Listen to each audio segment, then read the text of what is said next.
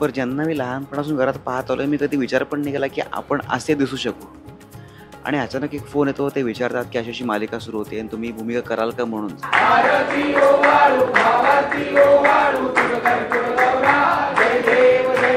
ज्या अक्षयला एक 4 वर्षापूर्वी फारसं कोणी ओळखत नव्हतं. घरातली मंडळी आणि मित्रमंडळी सोडली तर फारसं असं कोणी नव्हतं. पण या 4 वर्षामध्ये इतकं सगळं बदललंय.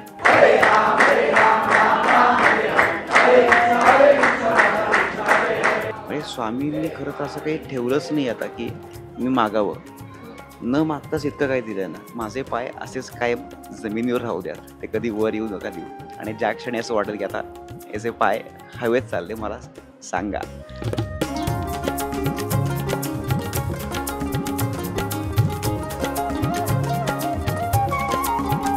नमस्कार सर्वांना, श्री स्वामी समर्थ.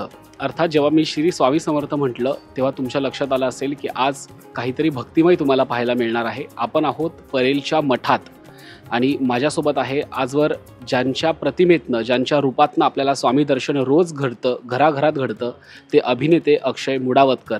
अक्षय दादा, खूप खूप स्वागत लोकमत फिल्मीमध्ये. Thank you very much.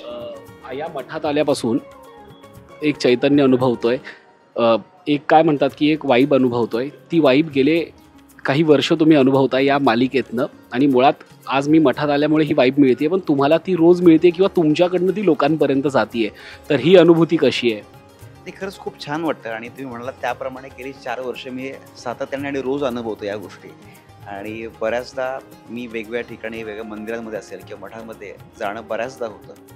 आणि तुम्ही ज्याप्रमाणे म्हणालात की अगदी आपण कुठल्याही मंदिरात किंवा मठामध्ये आपण एंटर केलं की तुम्हाला ती पॉझिटिव्हिटी जाणवायला लागते. तर तो फील मी बऱ्याचदा घेतो आणि मला खूप आवडतं. आणि मंदिरात बेसिकली आपण जाण्याचं आपलं कारण हेच असतं की आपल्याला एक शांतता मिळावी आणि एक समाधान मिळावं. आणि ते मिळतं तुम्हाला त्या ठिकाणी. आणि माझी बऱ्याच अशी इच्छा असते की मंदिरात किंवा मठात कुठेही गेल्यावर दर्शन झालं की अर्धा पाऊण तास तिकडे शांत बसून राहावं आणि कुणीही माझ्याशी बोलू नका, कुणी मला भेटू नका, असं मला बऱ्याचदा वाटत असतं. पण नाही होत शक्य खरं तर ते बऱ्याचदा. खूप रेअरली असं होतं. पण जेव्हा जेव्हा हा क्षण अनुभवता येतो तेव्हा तेव्हा छान वाटतं. मी मगाशीच म्हटलं की तुमच्या रूपाने आम्हाला स्वामी दर्शन झालं. 4 वर्षांपूर्वी ही मालिका सुरू झाली आणि कुठेतरी घराघरात तुमचीच प्रतिमा स्वामी म्हणून आहे. पण तुमच्या रूपातनं आम्हाला स्वामी भेटले. तुम्हाला कधी स्वामी भेटले? मी म्हणेन की माझी आणि स्वामींची भेट ही खरं माझ्या आजोबांमुळे, म्हणजे अगदी लहानपणी. सो तेव्हाच भेटले मी म्हणेन. आणि तेव्हा जे भेटलेत ते अजूनही सोबत आहेत. सो हीच हीच माझ्याकरता फार मेमोरेबल गोष्ट आहे. आणि मला हे सांगताना खूप छान वाटतं असं जेव्हा मी सांगतो ना की माझी आणि स्वामींची भेट ही आजोबांमुळे. सो या दोन्ही व्यक्तींचे, आजोबा आणि स्वामी, हे तेव्हापासून जे जवळ आहेत ते आज आत्ताही आणि कायम असतील. स्वामी भक्त म्हटलं की एक काय म्हणतात की एक त्यांचंही एक कुटुंब आहे. ते सगळे स्वामींचे भक्त एकमेकांशी जोडले गेलेले असतात आणि तुमच्यात आता सांगितलं की घरातनंच तो स्वामी भक्तीचा वारसा आहे. तर ती घरातली स्वामी भक्ती कशी आहे? घरामध्ये मी सांगितलं ना की माझ्या जन्माच्या आधीपासून घरात स्वामींचं करतात. आणि माझे आजोबा स्वामींचे निस्सिम भक्त होते आणि त्यांच्यामुळे माझी आणि स्वामींची ओळख. आणि मग आता आमच्या घरातसुद्धा म्हणजे मी स्वामींना लहानपासून जे पाहत आलो आहे, तर मी बऱ्याचदा हे सांगत असतो की माझ्याकरता म्हणजे स्वामी, आपण जे म्हणतो की अरे देव किंवा भीती, याही पलीकडे जाऊन मी कायम त्यांना घरातली एक मोठी व्यक्ती जी असते की जेव्हा तुम्हाला एखादा काही प्रॉब्लेम असेल किंवा एखादं काही अडचण असेल किंवा आनंद जरी असेल, तुम्ही ज्या व्यक्तीला जाऊन सांगतात ना, ती व्यक्ती म्हणजे लहानपणापासून स्वामीच आहेत. आपण जसं आजोबांकडे जातो, आजीकडे जातो, आईवडिलांकडे जातो, तसं मी त्यांच्याकडे पण जातो. आणि मग आपण त्यांच्याशी बोलायचं की बाबा असं-असं आहे स्वामी, बघा तुम्ही आता काय करायचं काय नाही.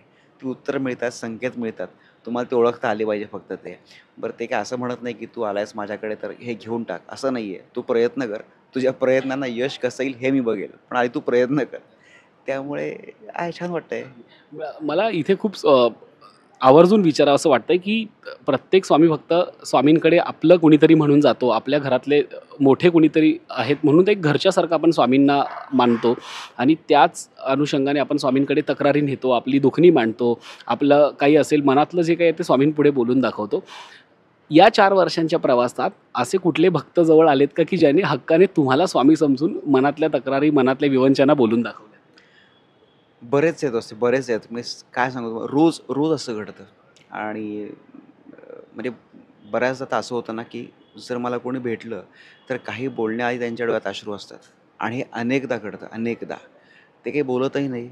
फक्त मग ते पाहत राहतात किंवा ते अश्रू त्यांचे डोळ्यातून येत असतात. पण मग त्या मोमेंटला आपण काहीच करायचं नाही. मी फक्त कधी-कधी त्यांचा हात हातात घेतो, त्यांना शांत करतो आणि बस. त्यांनाही बरं वाटतं, मलाही बरं वाटतं. पण पण एखादं असं एखादी मोमेंट अशी आहे का, की एखाद्या भक्ताची ती विवंचना मनाला थोडीशी चटका लावून गेली? आहे खरं तर खूप आहेत, पण काय ना, म्हणजे काही गोष्टी त्या थोड्या जरा पर्सनल असतात. म्हणजे त्यांच्यापुरत्या असतात किंवा त्या त्यांच्या आणि माझ्यामधल्या असतात. म्हणून मी जरा त्या गोष्टी सांगणं थोडं अव्हॉइड करतो. पण मग जेव्हा असा प्रसंग येतो तेव्हा एक अभिनेता म्हणून हे आव्हानात्मक जातं का? किंवा आता ती स्वामींनी शक्ती दिली आहे, की ह्या सगळ्या गोष्टीला हाताळण्याची? आणि सुरुवातीला मला खरंच व्हायचं, की काय रिॲक्ट करू मला कळायचं नाही. पण मला हे माहिती होतं, की माझ्याकरता नाही आहे, हे स्वामींकरता आहे आणि जी भूमिका मी साकारतोय त्यामुळे आहे. तुम्हाला कळत नव्हतं सुरुवातीला काय करावं, पण एक तुम्हाला हळू त्या गोष्टी कळतात. आणि जसं मगाशी म्हटलं, की फक्त त्यांचं म्हणणं एक शांतपणे ऐकून घेणं आणि एवढंच त्यांनाही हवं असतं. आणि एक त्यांना बरं वाटलं, यात मलाही बरं वाटतं. सो हीच प्रोसेस आहे आणि जी मी अजूनही फॉलो करतो. आणि मी एक गोष्ट आहे, की बऱ्याचदा असं होतं ना, की आपण कुठे जातो, कुठे, तर कुणी ना कुणी भेटायला येत असतं, फोटो काढायचा असेल किंवा जे काही गोष्टी असतील. तर मला तरी असं आठवत नाही मी आजवर कुणाला नाही म्हणालो आहे या गोष्टीकरता किंवा त्याला बऱ्याचदा ना त्यांना फोटो पण नसतो काढायचा. त्यांना फक्त येऊन कधी-कधी ना मला भेटायचं असतं किंवा असा हात हातात घ्यायचा असतो. तर मी आजवर तरी असं मला आठवत नाही कोणाला मी नाही म्हटलो या गोष्टीकरता. ही एक गोष्ट आहे की जी मी सांभाळतो. मला असं वाटतं की किमान आपल्यामुळे त्यांना तो आनंद मिळतोय ना, तर त्यांना मिळू देत. अ, आम्ही बघितलेलंच आहे आजपर्यंत. तुम्ही जिथे-जिथे जाता तिथे सगळे भाविक भक्त तुमच्या पाया पडतात. एक काय म्हणतात, की ती ती फॅन मूव्हमेंट नसते. ती खरं तर भक्त आणि स्वामी यांच्यातली भेट असते. अगदी आजही मठात अनेक लोकं तुमच्या पाया पडतायत, तुम्हाला भेटतायत. पण या मालिकेच्या माध्यमातून अनेकदा अक्कलकोटला जाणं झालं असेल. अक्कलकोटला गेल्यानंतर कसं वातावरण असतं? काय परिस्थिती म्हणजे भक्तांच्याही बाजूने आणि स्वामींची भूमिका साकारताना अक्षयच्याही बाजूने? हां, तो अनुभव तर एकदमच वेगळा आहे म्हणजे तिकडे ते सांगणंच फार कठीण आहे. तो अनुभव म्हणजे ज्या दिवशी तुम्ही माझ्याबरोबर तिकडे याल ना, तर तुम्हालाच ते लक्षात येईल खरं तर काय घडतं. इतकी लोकं भेटतात, इतकी लोकं भेटतात ना, की म्हणजे एका पॉइंटला तुम्ही काहीच करू शकत नाही. म्हणजे मी तर अक्कलकोटमध्ये असताना मी एकटा कधीच फिरत नसतो मी. माझ्याबरोबर किमान अशी 20-25, 20-25 लोकं अशी एकत्र असतातच. आणि खूप छान वाटतं खरं तर म्हणजे त्यांच्यावरचं प्रेम बघून किंवा म्हणजे मला बऱ्याचदा हे वाटतं, की आपण जी भूमिका साकारतोय, ती भूमिका योग्यरित्या त्यांच्यापर्यंत पोहोचली आहे, ही त्याची पावती आहे खरं तर. त्यामुळे खूपच मस्त आणि ते इतकं वेगळं आहे सगळं वातावरण. मग कधी-कधी असंही होतं, की मग थोडंसं कॅप घालून किंवा असं काहीतरी करून जरा जावं लागतं. आणि त्याच्यामागची कारणं फक्त एवढीच आहेत, की आपल्यामुळे तिकडचं मॅनेजमेंट किंवा ते डिस्टर्ब होऊ नये. फक्त या गोष्टी करता येते. आणि बाकी तर मग प्रेक्षकांना भेटायला मलाही कायमच आवडतं. त्यांच्यासोबत बसणं, गप्पा मारणं, त्यांचं म्हणणं ऐकून घेणं, मलाही खूपदा आवडतं. पण जसं मगाशी मी म्हणालो, की माझी फक्त एवढी इच्छा असते, की अक्कलकोटला गेल्यावर एक काही वेळ मला माझा हवा असतो, की जिथे माझ्याशी कोणीही बोलू नका. मला शांत बसू द्या 1 तासभर. अजून तरी तासभर बसण्याइतपत वेळ मला नाही मिळाला आहे. थोडा वेळ मिळाला आहे, पण बघूयात आता कसं काय होतंय. भक्तांना स्वामींची प्रचिती कायम आलेलीच आहे. पण अक्षयला स्वामींची अशी एखादी प्रचिती आली आहे का? आणि सगळ्यात विशेष म्हणजे या 4 वर्षांच्या प्रवासात स्वामींच्या भूमिकेशी एकरूप होताना अशी एखादी प्रचिती आली आहे का, की जी आवर्जून सांगावीशी वाटेल? मी कायम हेच सांगतो, की सगळ्यात मोठी प्रचिती म्हणजे ही भूमिका.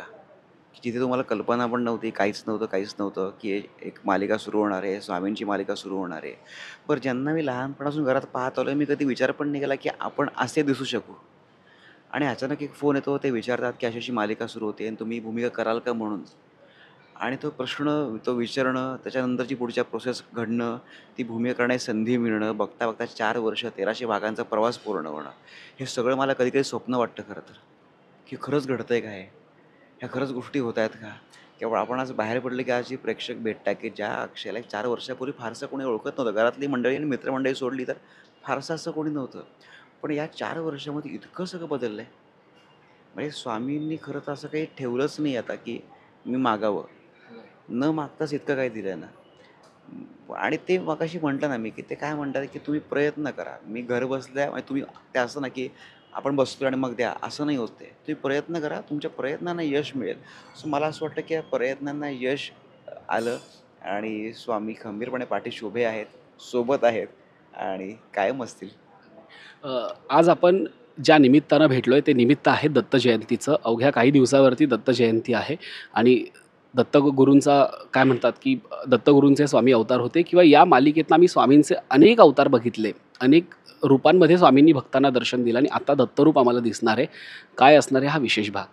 विशेष भाग असा आहे की एक फॅमिलीची गोष्ट आहे, ज्याच्यामध्ये त्या कुटुंबाला म्हणजे नवरा आणि बायकोला त्यांच्या मुलाची मुंज करायची आहे. पण ती मुंज त्यांना गाणगापूरला करायची आहे, नृसिंह सरस्वती महाराजांच्या ठिकाणी. पण मध्ये मध्ये अक्कलकोटला येतात, त्यांची आणि स्वामींची भेट होते. पण तरी पण त्या कुटुंबाचा हट्ट हाच असतो की मुंजही त्याच ठिकाणी करायची म्हणून. मग स्वामी त्यांना म्हणतात की एक काम कर, तू दत्त जयंतीला स्थानावर ये, तुझ्या सगळ्या प्रश्नांचा उलगडा त्या ठिकाणी होईल. मग आता नेमका तो उलगडा काय होणार आहे, मग ते कुठल्या रूपात दर्शन देणार आहेत का, किंवा नेमकी काय गोष्ट घडणार आहे. तर या सगळ्या गोष्टी या या भोवती फिरणारी ती गोष्ट आहे जी तुम्हाला आता दत्त जयंती विशेष भागामध्ये पाहायला मिळेल. अ, जाता जाता शेवटचा प्रश्न. आम्ही सगळेच स्वामींकडे काहीतरी मागत असतो, आपण काहीतरी सांगत असतो, मनातली इच्छा त्यांच्याकडे बोलून दाखवत असतो. अक्षयच्या मनात अशी कुठली इच्छा आहे जी स्वामींकडे सांगितली जाते, स्वामींच्या पाशी बोलली जाते? नाही, ते काय ना, मी माझा थोडा असा एक विश्वास आहे की जशी मगाशी म्हणून हीच गोष्ट म्हटलं, काही गोष्टी अशा असतात की त्या दोघांमधल्या असतात बेसिकली. सो त्या तशाच राहाव्या. पण एक गोष्ट मी कायम जी म्हणतो ती मी स्वामींनाही म्हणतो किंवा घरच्यांनाही म्हणतो, सगळ्यांना सांगून ठेव, माझ्या अगदी जवळची लोक त्यांनाही मी सांगून ठेवलं आहे की माझे पाय असेच कायम जमिनीवर राहू द्यात, ते कधी वर येऊ नका देऊ. आणि ज्या क्षणी असं वाटेल की आता याचे पाय हवेत चालले, मला सांगा. सो स्वामींना पण माझं बऱ्याचदा हे सांगणं असतं. सर्वांना दत्त जयंतीच्या निमित्ताने श्री गुरुदेव दत्त, श्री स्वामी समर्थ. अक्षयदादा, वेळात वेळ काढून इतक्या छान गप्पा केल्यात त्याबद्दल खूप खूप धन्यवाद.